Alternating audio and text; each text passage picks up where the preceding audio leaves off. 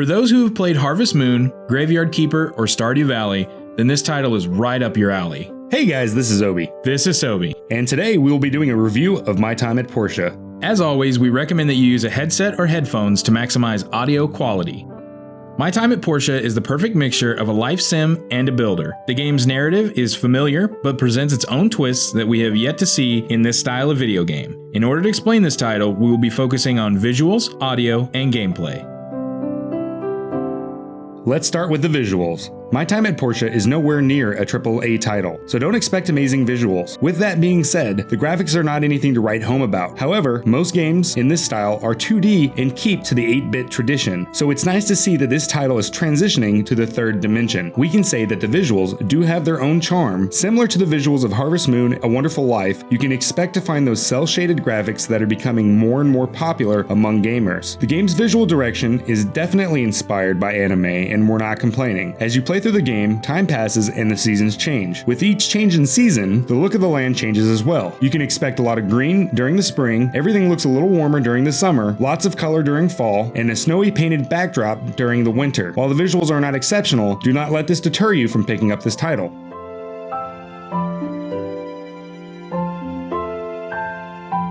My Time at Portia has a lot to offer when it comes to gameplay. At the forefront, you are a new citizen in the small town of Portia. Character creation is simple, but allows you to put your own personal touch on your character's look and voice. Similar to other games in this genre, you are brought here after your father has left you his workshop. You have come to take over the family business as a builder. Sound familiar? While the starting story is not innovative or new, you will notice some grand changes in the story of the world. The story is set in a post-apocalyptic world after the fall of mankind and technology. If this is your first time in this style of game, then the beginning of this title will be a little overwhelming. However, if you have played a similar title, then you will know exactly what to do and where to go. The game will have you picking up jobs called commissions, and in the beginning of this game, they are presented as a small tutorial to familiarize yourself with gameplay and the world. At the start, gameplay will start out a little slow, but as you increase your knowledge of the world, the game will speed up. As you start your adventure, you will be gathering small resources such as stone and wood to create your first few simple builds. As your skills increase, your builds will become more elaborate, and so will the price of your hard work. The game does offer small RPG mechanics in the form of a 3-tier skill tree. As you gain levels, you can invest skill points to increase things like extra resources from gathering activities, increase damage during combat, or increase points when interacting with the other mini citizens of Portia. Leveling up never feels like a grind, as you get experience points for almost every activity that you choose to take on. You will also be upgrading the tools the game offers you as soon as you start, diving into the various different mines the game provides. When entering the mine, you will have to pay a weekly maintenance fee, but it's more than worth your trouble. Mining will give you access to many of the valuable resources that you will need during your building escapades across your time in Portia. While you can gather things like copper, tin, and iron, you will find many relics from the old world in the mines as well. You can use these relics to either decorate your home, or you can sell them for a decent price as long as the market value is up. When you are selling your goods to the various merchants, you will need to keep an eye on the market values to make sure you are getting the best price for your wares. Decorating your home offers something more than just aesthetics. Depending on what you place in your home, it may increase stats like health or stamina. Your stamina bar is something you will need to keep a close eye on as well. When it is fully depleted, you will not be able to complete some of the various chores you are given throughout your day. You will find that you need to set up a schedule if you want to maximize your profits in this title.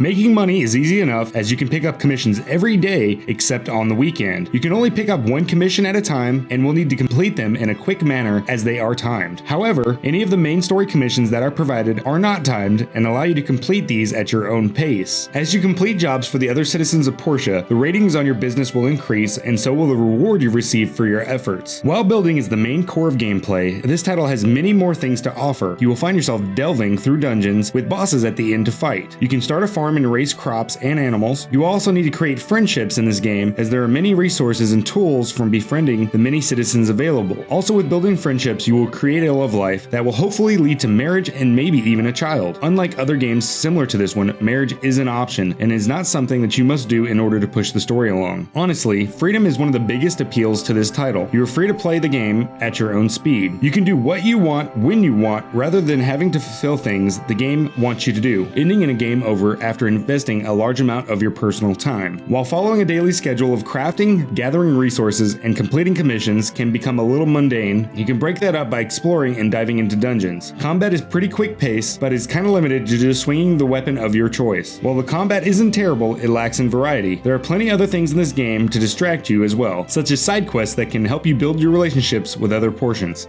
Good evening, ladies and gentlemen. First, let me talk, and then we can all have pumpkin pie.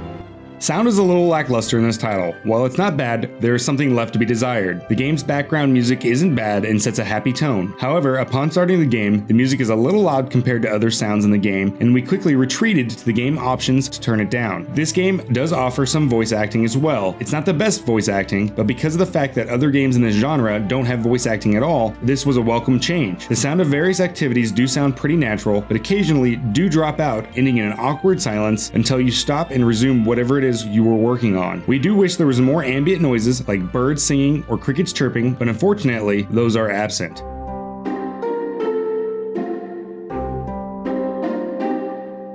Just like every review that we do, technical difficulties do rear their ugly heads. When mining or chopping wood, if you're not exactly on point with what you're looking at, it ends up with you swinging randomly at nothing. Sometimes during a cutscene, the voices of characters will start before the scene has even loaded. The camera sometimes gets stuck when you're in a small space. We also noticed once certain buildings were not rendering in. We have also had some issues with larger sizes of TVs and the screen being off balance, resulting in certain things being left off screen. Unfortunately, there were no options to fix this. While this title is far from perfect, it definitely was a good time. We both have enjoyed our time in Portia, and we can definitely recommend that you check out this title. If you just need a break from an intense first-person shooter or tired of scaling mountains in Skyrim, this title is a good way to get away and just relax. This game is pretty cheap, and if you have Xbox Game Pass, you can pick it up for free. We both hope you guys and gals check this title out. So with that being said, have you played this title yet? Is this game something that you would be interested in? Please let us know down in the comments. If you have yet to do so, be sure to hit that like button and don't forget to subscribe. It helps our channel grow and reach a broader audience, and we really do appreciate it. Also, you can follow us on Twitter by clicking the link in the description down below. Until next time, this is Obi. This is Sobi. Signing out. See you guys next time.